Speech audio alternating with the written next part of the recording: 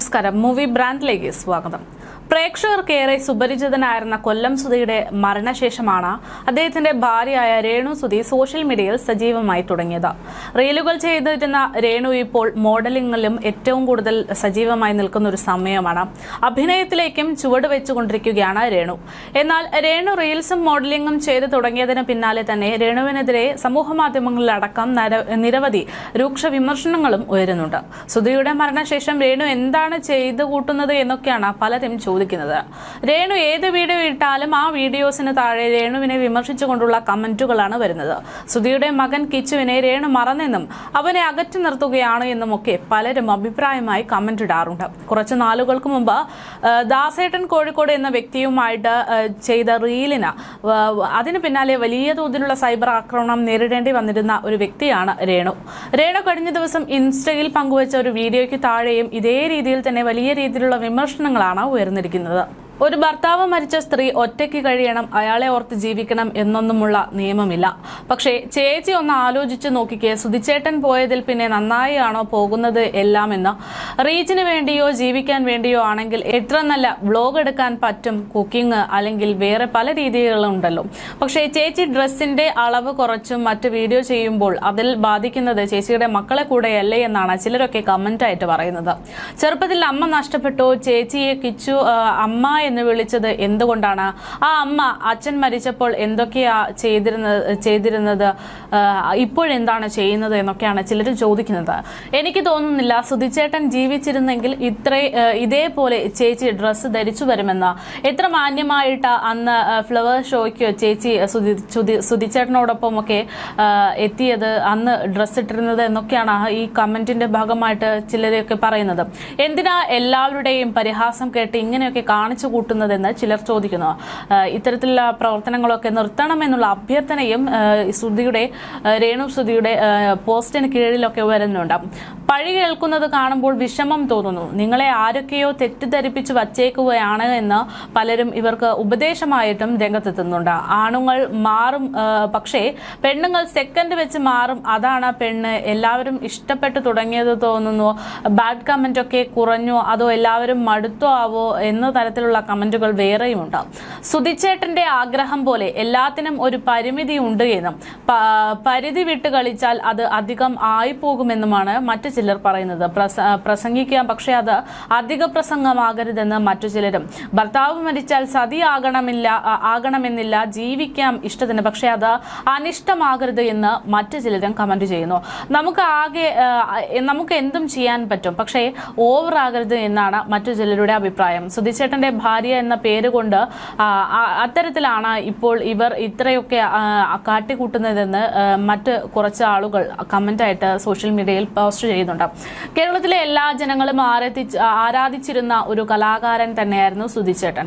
ഭർത്താക്കന്മാർ മരിച്ചുപോയ ഒരുപാട് ഭാര്യമാർ ഇപ്പോഴും ജീവിക്കുന്നുണ്ട്. അത് സോഷ്യൽ മീഡിയയിൽ കുറച്ച് പോസ്റ്റ് ഇട്ട് സ്വന്തം ഭർത്താവിനോട് ഒരുപാട് ഇഷ്ടമുണ്ട് എന്ന് അറിയിക്കാൻ വേണ്ടിയിട്ടല്ല, മാന്യമായി ജോലി ചെയ്ത് ജീവിക്കാൻ കഴിയുന്നവരാണ്. എന്തെങ്കിലും ചെയ്യുന്നതിന് മുൻപ് സ്വന്തം മനസാക്ഷിയോട് കൂടെ ഒന്ന് ചോദിക്കണമെന്നും സ്വന്തം പേരിനോട് ആ പാവം കലാകാരന്റെ പേര് ചേർത്ത് നശിപ്പിക്കരുത് എന്നും ഇങ്ങനെ നിരവധി കമന്റുകളാണ് രേണുവിന്റെ ഓരോ പോസ്റ്റിന് കീഴിലും വരുന്നത്. അടുത്തിടെ റീലുകളിൽ സജീവമായ ശേഷം നിരവധി സിനിമാ അവസരങ്ങൾ തനിക്ക് ലഭിക്കുന്നുണ്ട് എന്ന് രേണു വ്യക്തമാക്കിയിരുന്നു.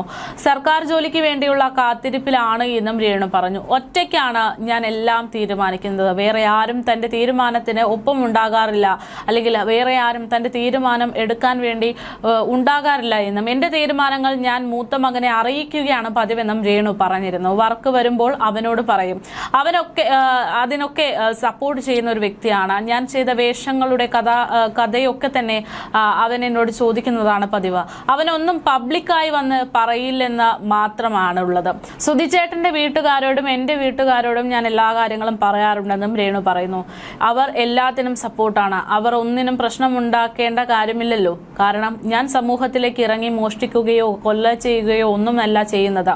അഭിനയിക്കുന്നത് ഒരു വലിയ പ്രശ്നമാണ് എന്ന് അവർക്കും എനിക്കും തോന്നിയിട്ടില്ല. അവന് പ്രത്യേകിച്ച് ഒരു പ്രശ്നം പ്രശ്നവും ഇതിലില്ല. ഇളയ മകനെയും ഞാൻ റിയൽ വീഡിയോ കാണിച്ചിട്ടുണ്ട്. അമ്മയെ പോലെ ഉണ്ടല്ലോ എന്ന് മാത്രമായിരുന്നു കൊച്ചുമകന്റെ ആ ചോദ്യം. കിച്ചു ഇത് കണ്ടാൽ എന്ത് ചെയ്യുമെന്നൊക്കെ ചില കമന്റുകളൊക്കെ വരാറുണ്ട്. അത് ഞാൻ കണ്ടിട്ടുമുണ്ട്.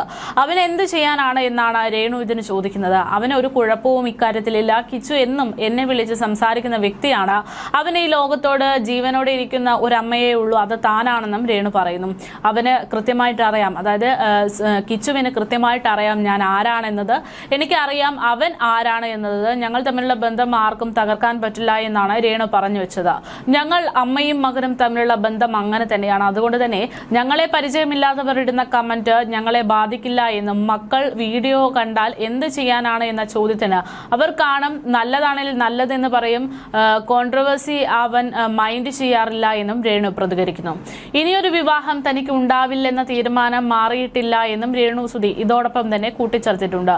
ഇനിയൊരു വിവാഹം കഴിക്കില്ലെന്ന തീരുമാനത്തിൽ തന്നെയാണ് ഞാൻ, അത് ഇതുവരെയും മാറിയിട്ടില്ല. മറ്റൊരു വിവാഹം കഴിക്കാൻ കൊല്ലം സുധി എന്ന പേര് എന്നേക്കുമായി പോകും. അദ്ദേഹം എന്നും എൻ്റെ മനസ്സിൽ ഉണ്ട്.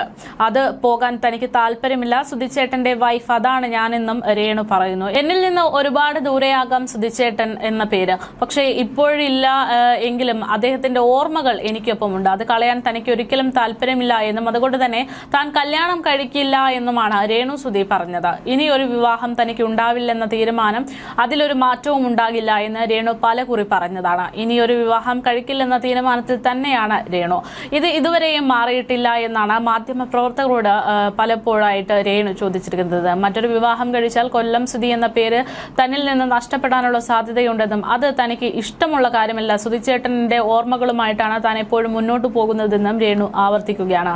എന്തായാലും സമൂഹ മാധ്യമങ്ങളിൽ നിറയെ രേണു സുധി എന്ന് പറയുന്ന ഒരു വ്യക്തിയോട് അല്ലെങ്കിൽ രേണുവിനോട് വലിയ വിയോജിപ്പുകൾ പ്രകടിപ്പിച്ചുകൊണ്ടിരിക്കുന്ന ഒരു കാലഘട്ടമാണ്. രേണുവിന്റെ വസ്ത്രധാരണവും രേണു ഇപ്പോൾ നടത്തുന്ന ഫാഷൻ രീതികളും ഒക്കെയാണ് പലർക്കും വിയോജിപ്പായിട്ട് പറയാൻ കാരണമായി മാറുന്നത്. പക്ഷെ അത് തന്റെ പ്രൊഫഷനാണെന്നും താൻ പ്രൊഫഷൻ രീതിയിൽ തന്നെയാണ് മുന്നോട്ട് പോകുന്നതെന്നും അതിൽ തനിക്കൊരു തെറ്റ് വന്നിട്ടില്ല എന്നും ഉറച്ചു പറയുകയാണ് രേണു.